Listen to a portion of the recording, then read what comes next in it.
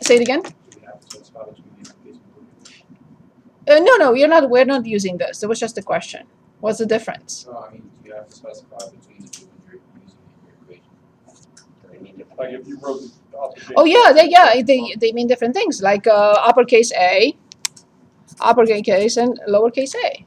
They represent different values. Yes. Yes, of course. Thank you. I've never thought of saying that. We are only going to look at, I know this looks fantastic. It's extremely simple. It's extremely simple. You'll see with the first example. So let's take a look at number 16 on page 117. I'm not going to test you, and I'm not going to even show the infinite limits,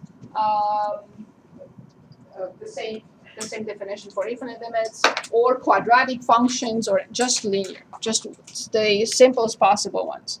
So 16 on 117 is limit as x approaches 4 from 2x minus 5. Please tell me what is this limit. How much? Very good. And we are asked to show that this is true using the epsilon delta definition. Okay. Now, will it explicitly say solve this using? You're not. No, it says prove the statement, using the epsilon delta definition of a limit. And of course, you have to write the definition. So now, careful. This is our first example. It will take us 5 minutes, and the next will take us 30 seconds. Moving forward, you'll see. But this is the first example. Good.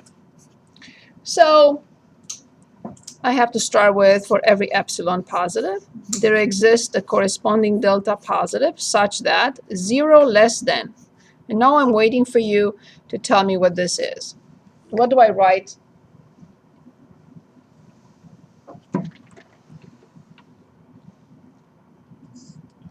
Absolute value of x minus 5. X minus? X minus? Okay, very good point. So one more time.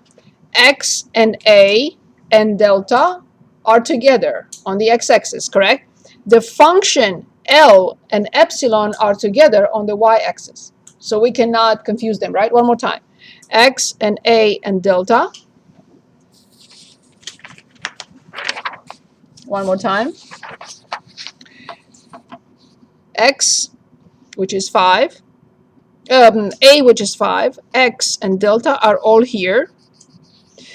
The limit, epsilon, and the function values are all together.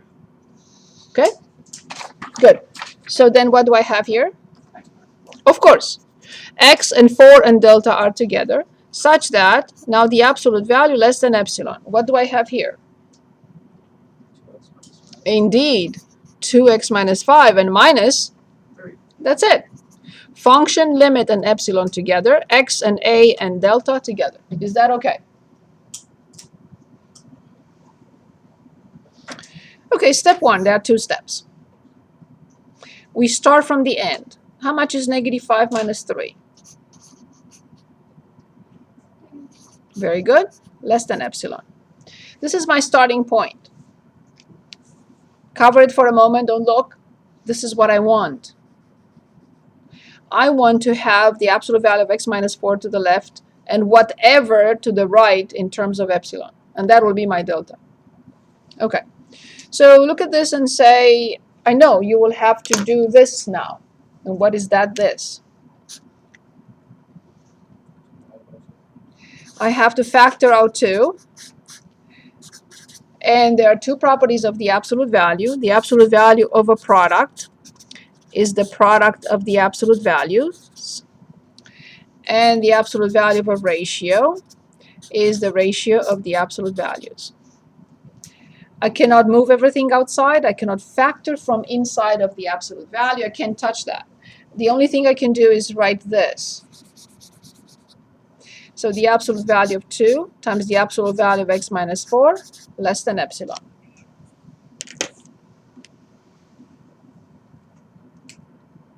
Now I'll write again what is the absolute value of 2.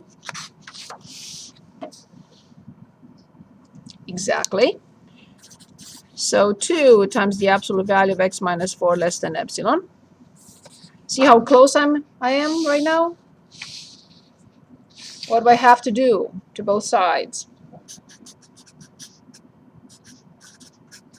What do you think this is, just by comparison?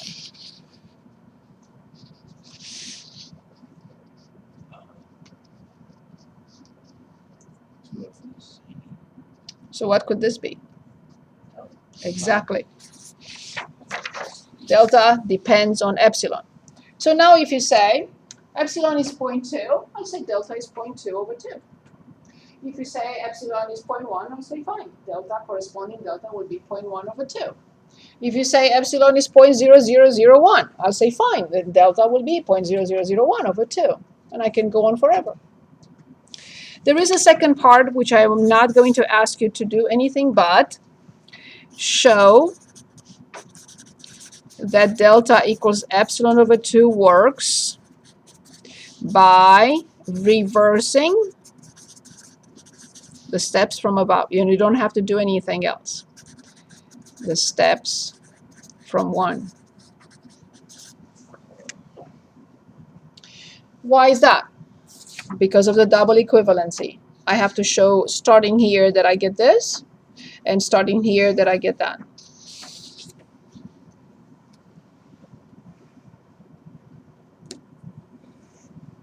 Okay, let's work on another. And I'll give you a minute to come up with it. Let's say 17. Same page. Limit from x approach, when x approaches -3, from 1 minus 4x equals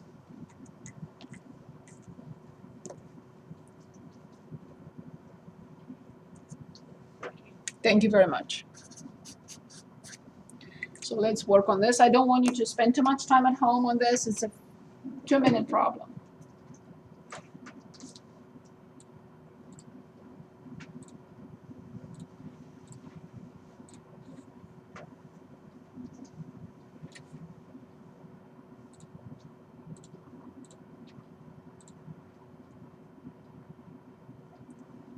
You have to write the double equivalency and you have to write the definition.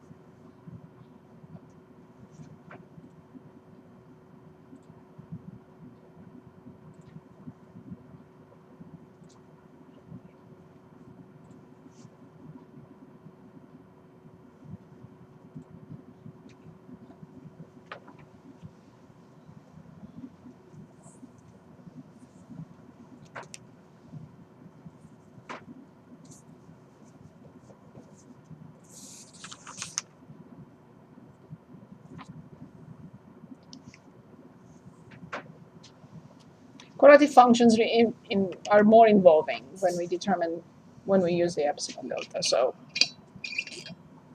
if you encounter one in WebAssign, please bring it to class. I'm not going to test you on anything but linear.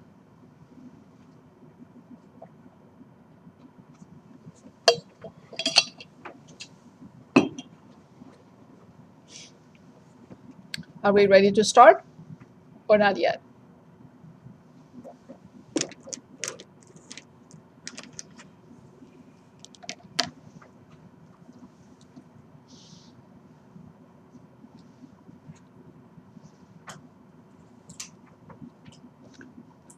We need more time?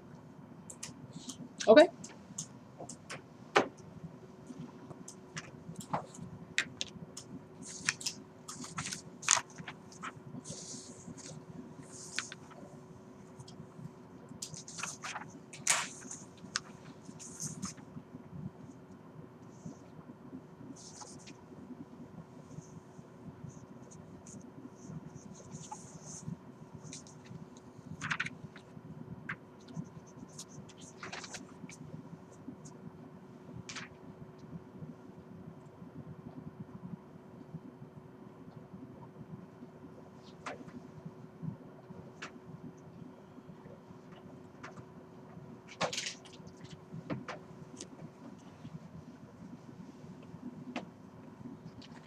Okay, let's start.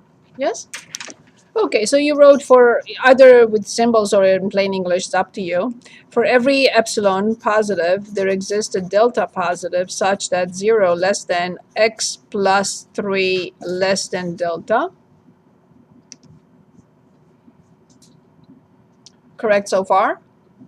This will imply 1 minus 4x minus 13 less than epsilon.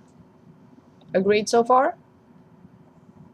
So step 1, I start from the end, and I have negative 4x and minus 12. I will factor out negative 4 to get x plus 3, and this is exactly what I'm after, less than epsilon. I have to continue by writing the absolute value of negative 4 times the absolute value of x plus 3 less than epsilon. I will write 4 x plus 3 less than epsilon, and then the absolute value of x plus 3 less than epsilon over 4, which is my delta.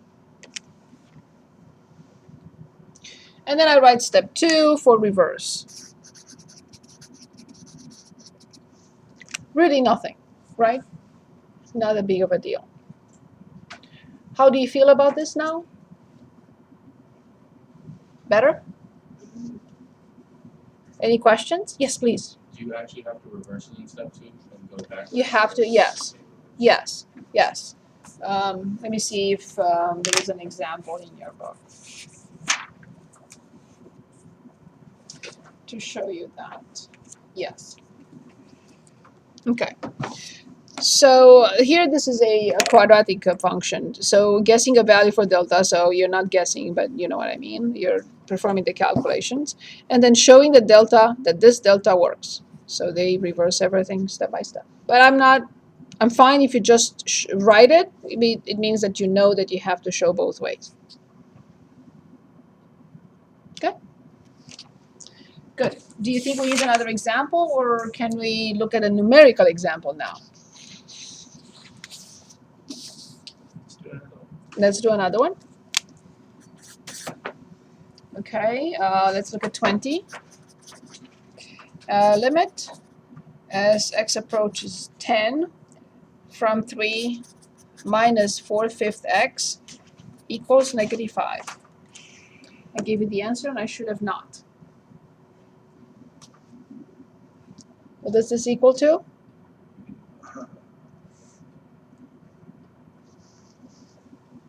Good. 1 minute.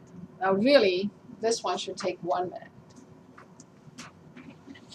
You do not have to finish it in 1 minute. I'm just kidding.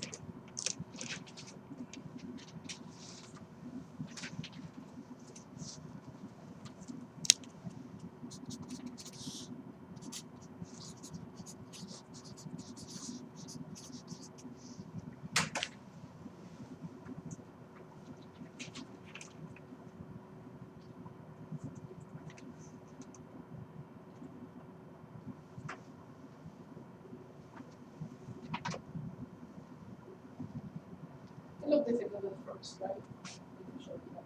It's not a big deal. But for quadratic functions, it's a little bit more important. Yeah, because there is an estimate needed there, et cetera, et cetera. But I'm fine with this.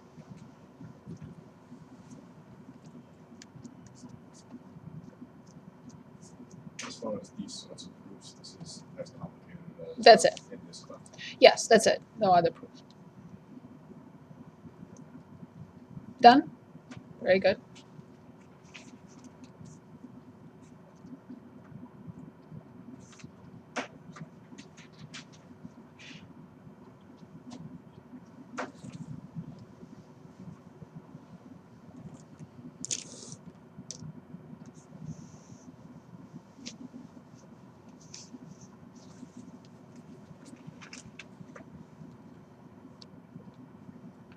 We need more time?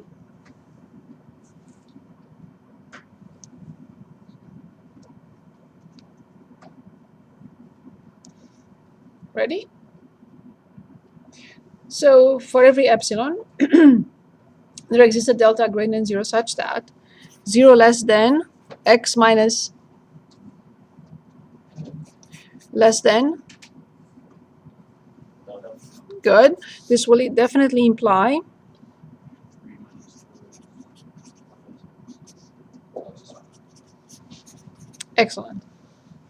So then I start from the end with negative 4/5 x plus 8. I have to find the least common denominator, which is 5, and I get negative 4x plus 40. I factor out negative 4 to get x minus 10, and that's exactly what I want. Over the absolute value of 5, less than epsilon. Then negative 4 in absolute value times x minus 10 in absolute value over the absolute value of 5. This becomes 4, this becomes 5. Multiply both sides by 5/4, and I finally get the absolute value of x minus 10 is less than 5 epsilon over 4, which cannot be anything else but delta. And of course, I reverse the steps. I have to write number 2, reverse the steps from above to show that delta equals 5 epsilon over 4 works.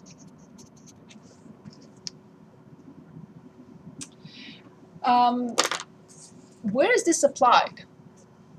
Right? So let's take a look. This can be any function. So let's take a look. Any questions on this? Any questions? Is this okay? Yes? Okay. So this can be any function, and we may be interested in, for example,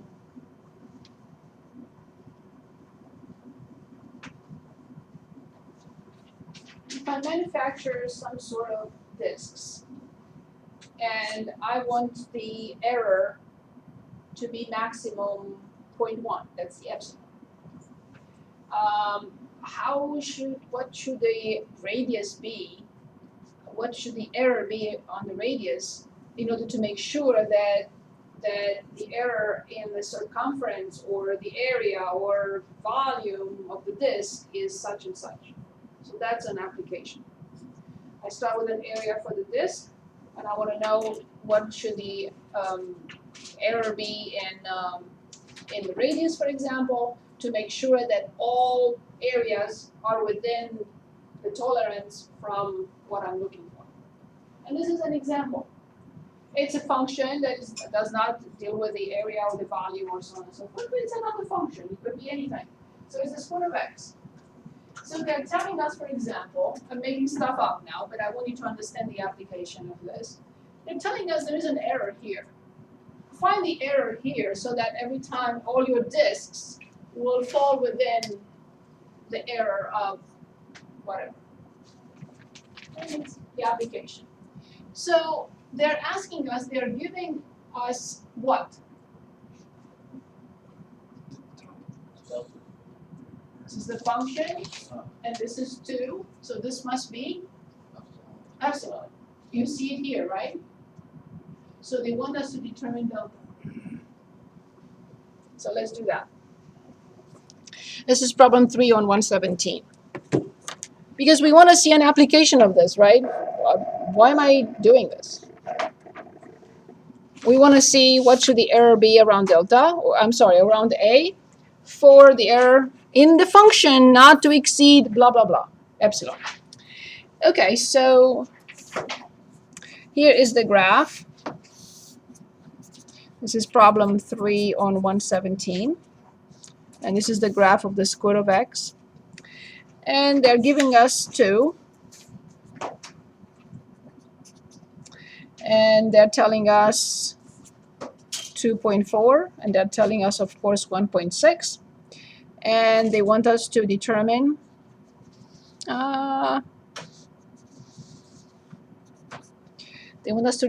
either this or this, whichever.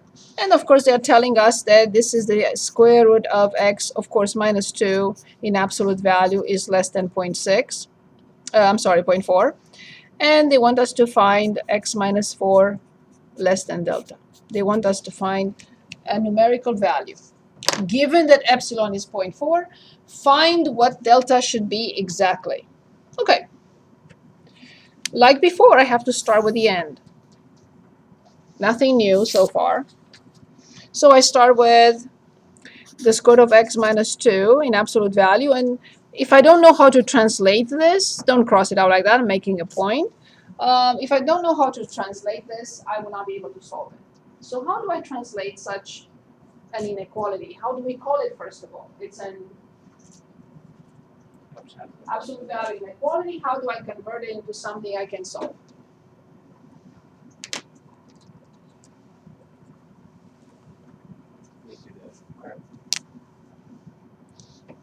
I'm ready. Yes, it is changing it into a compound inequality. Excellent. How? By setting it Yes. for, yeah. Negative. Very good. This is indeed. So the absolute value of x less than p is converted into negative p less than x less than p. Please remember that. So what does this say? One more time. It says find numbers whose distance from 0 is p. Where do I find numbers whose distance from 0 is p?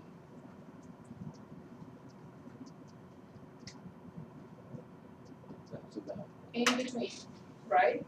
In between negative p and p. Okay? So we converted it, fine. What do you think I'm going to do next? Obviously. So, How? The next step? Of course. So 1.6 less than the square root of x less than 2.4. Because everything is positive, otherwise I can't do this, I will do what? To solve for x. Yes. So when I square 1.6, what is that? 2.56. Yes, indeed, 2.56. And then when I square 2.4, I get 5.76. Good. I go back to my graph. I determined 2.56. I determined 5.76. And now you will tell me which delta will you choose. Small. Yes, this one. Because this one is 1.76. And this one, 4 minus 2.56, is 1.44. So therefore, the smallest of the two, I choose 1.44. So if you tell me that that epsilon is 0.4, I'll say, okay, the delta should be 1.44. Any questions? So if you want the tolerance of the area of the disk to be not more than 0.4, then the error in whatever radius, whatever, could not be more than 1.44. If you stay within 1.44, every area of the disk will have an error of less than 0.6. That's an application of it. Okay, any questions? Any questions? I would like to start the next section. Just introduce the idea of continuity, and then we'll stop. So that is 2.5, 2.5, continuity.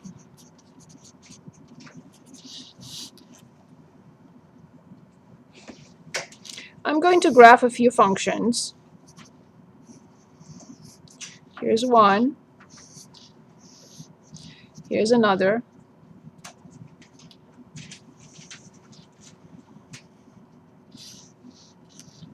Here's another.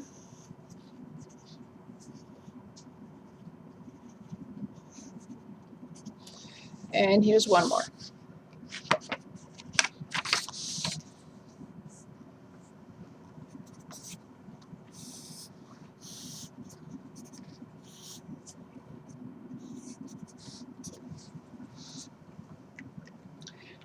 Let's discuss each situation.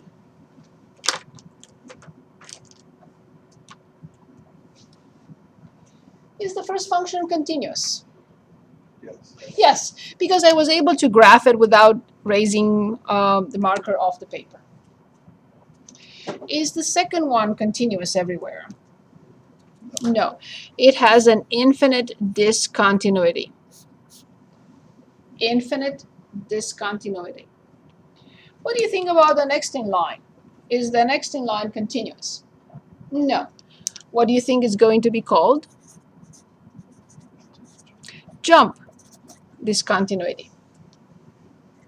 The last one, however, is the nicest. It's called removable discontinuity.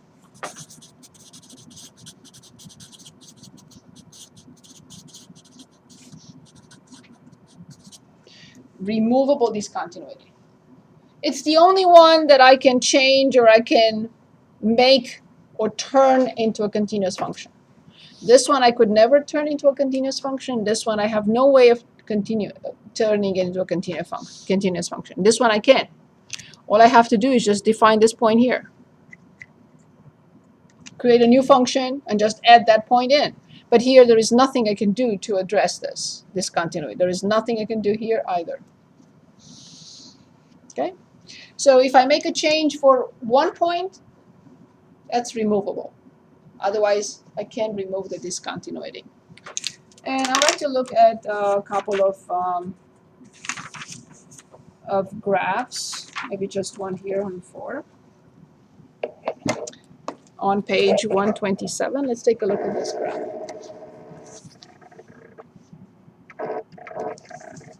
Okay. I see the graph starts at -4 and continues, but I want to talk about -4 for a moment. The function value of -4 is whatever you wanted it to be, I'm fine. But the limit from the right is also the same number, correct? We say that this function, the function is continuous from the right at -4 because the function value and the limit are equal. Is this function continuous at -2? No, it has a jump discontinuity.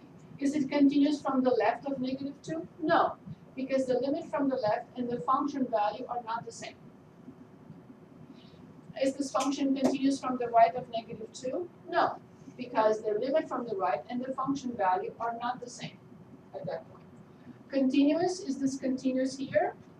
No, it's a jump discontinuity, but it's continuous from the right because the limit from the right and the function value too are the same. What type of discontinuity is this? Infinite discontinuity. The same thing, it's a jump. It's not continuous from the left because it's not equal to the function value. It's not continuous from the right because it's not equal to the function value. So I want to write this, put it in writing for you. What it means for a function to be continuous from the left, continuous from the right. So limit of f of x as x approaches a from the left equals the function value at a, the function is continuous from the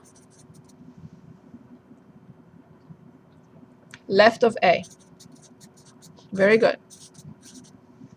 If I have limit of f of x as x approaches a from the right equals f of a, what do I conclude? Yes, it's continuous from the right.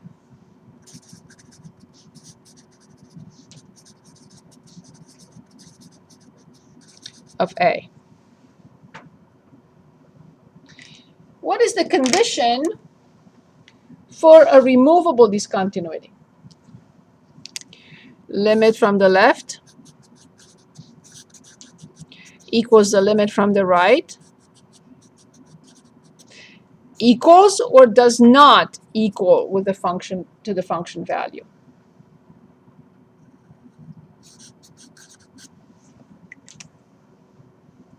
So the removable discontinuity, the limit from the left equals the limit from the right, but they are not equal to the function value. That's removable. It can be removed.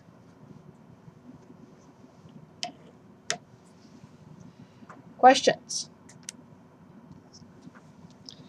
Okay, continuity at a point.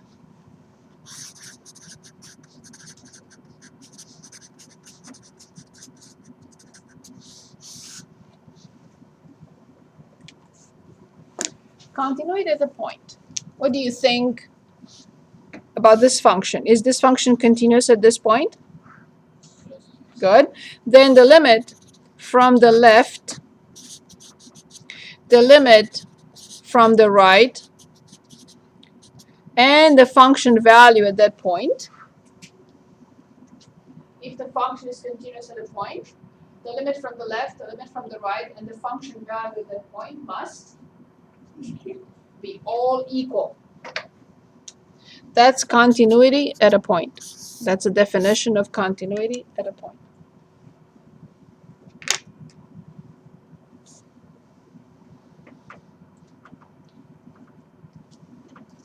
Continuity on an interval.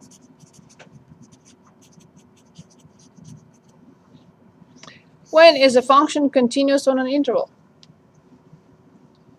When it is continuous at each and every on that, that's it, on that interval. Okay, when it is continuous at each point on that interval.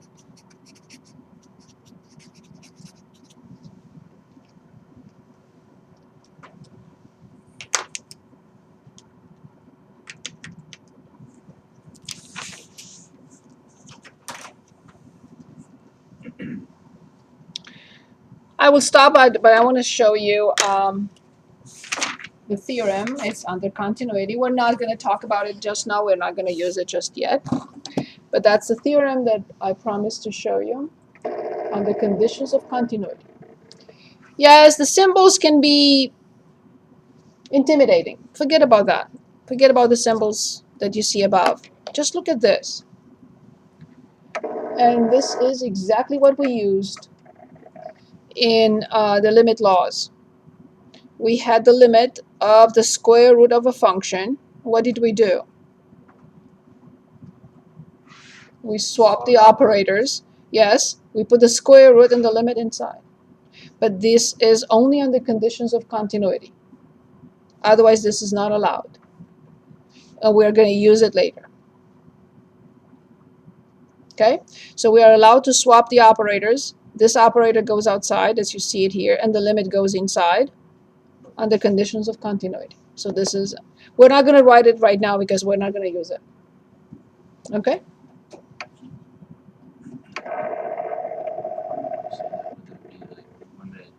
The limit of f of g of x is f is the function of the limit of g of x.